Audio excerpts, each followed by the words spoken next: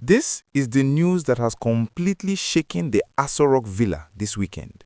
And if you are a supporter of the Biafra agitation or just someone who follows the deep politics of Nigeria, you need to pull up a chair.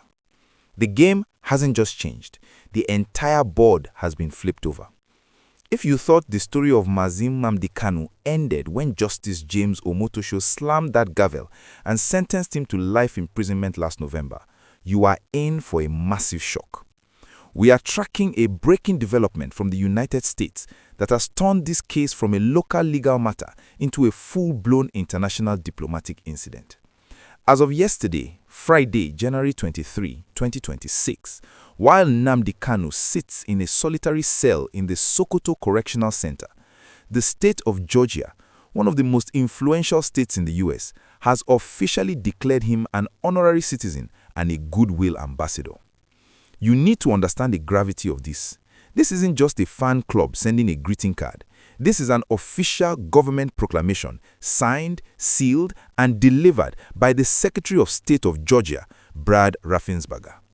The Nigerian government is reportedly in a state of absolute disbelief this morning because they thought moving Kanu to Sokoto in late 2025 would silence him and cut him off from the world. Instead, the world has just walked into that prison cell and handed him a diplomatic passport. Before we unpack the heavy details of this proclamation and what it means for his potential release, please do me a solid favor. Smash that like button. It helps us bypass the algorithms and get this truth out to every Nigerian. And if you are new here, hit subscribe and turn on that notification bell. We are covering this story bumper to bumper and you don't want to miss the updates coming this week. Now, let's look at the gist of what actually happened in Milledgeville, Georgia. This was a high-profile state ceremony attended by top diplomats and US politicians. The proclamation, which is officially dated January 16, 2026, was presented by State Representative Gab Okoye. Since Nnamdi Kanu is obviously locked up in Sokoto, the certificate was received on his behalf by a heavyweight diplomat, Mrs. Uche Ajulu-Okeke, the former Nigerian ambassador to South Africa. The fact that a former Nigerian ambassador stood in for him is a message in itself. It screams that even within the diplomatic circles, Kanu has powerful sympathizers. But here is where it gets very interesting.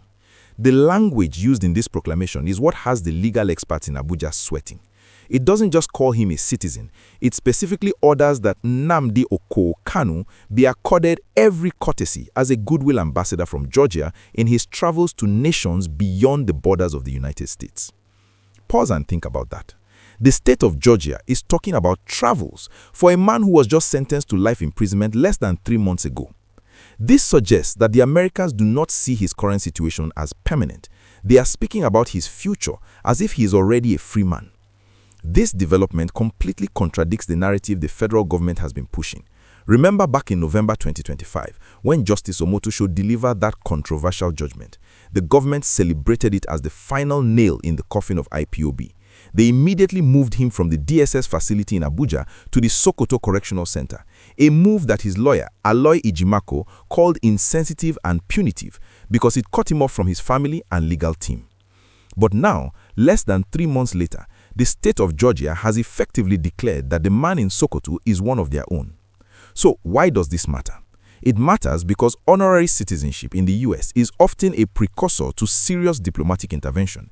It gives the US State Department a legitimate locus standi, a reason to intervene. They can now formally ask the Nigerian government, how is our Goodwill ambassador doing? They can demand consular access. They can insist that their own doctors visit him in Sokoto. This removes the veil of secrecy that the prison authorities rely on. We also have to connect the dots with the other big story we covered this week, the visit of the high-level US delegation led by Undersecretary Alison Hooker. Is it a coincidence that top US officials are in Abuja discussing security and Christian genocide at the exact same time that a US state is honoring Nnamdi Kanu? In politics, there are no coincidences. This looks like a coordinated good cop, bad cop strategy.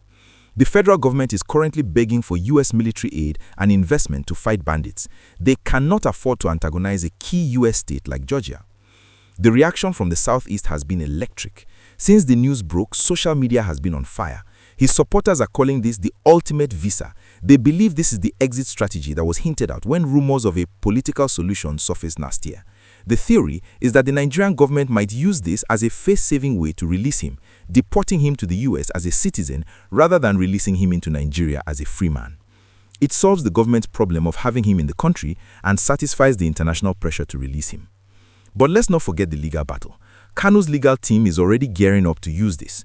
Barrister Ejimakor has been fighting tooth and nail against the Sokoto transfer, arguing that the Court of Appeal in Sokoto has no jurisdiction. Now, he can add this proclamation to his arsenal. He can argue that Kanu is now an internationally protected person. If the Nigerian government ignores this, they risk a diplomatic row. If they acknowledge it, they admit that their terrorist is actually a respected international figure. The silence from the presidency is deafening. We haven't heard a word from the Minister of Information or the Attorney General. They are likely studying the document, trying to find a loophole. But the state of Georgia has made its move. By calling him an outstanding citizen, they have challenged the validity of the Nigerian court's judgment in the court of public opinion. So what happens next? All eyes are on the US Embassy in Abuja. Will they endorse this state-level proclamation? If the US ambassador confirms this status, then Nnamdi Kanu is as good as out. If they stay silent, then we are in for a long diplomatic tussle. But one thing is for sure, the man in Sokoto is no longer prisoner number whatever. He is now a Goodwill ambassador, and you don't keep ambassadors in chains for long without consequences. What is your take on this? Do you think this is the key to his release, or is it just a piece of paper that the Nigerian government will ignore? Drop your comments below. I read all of them. And please don't leave without liking the video and subscribing. We'll be tracking the government's response to this shock all week. Stay tuned, stay vigilant, and let's watch history unfold.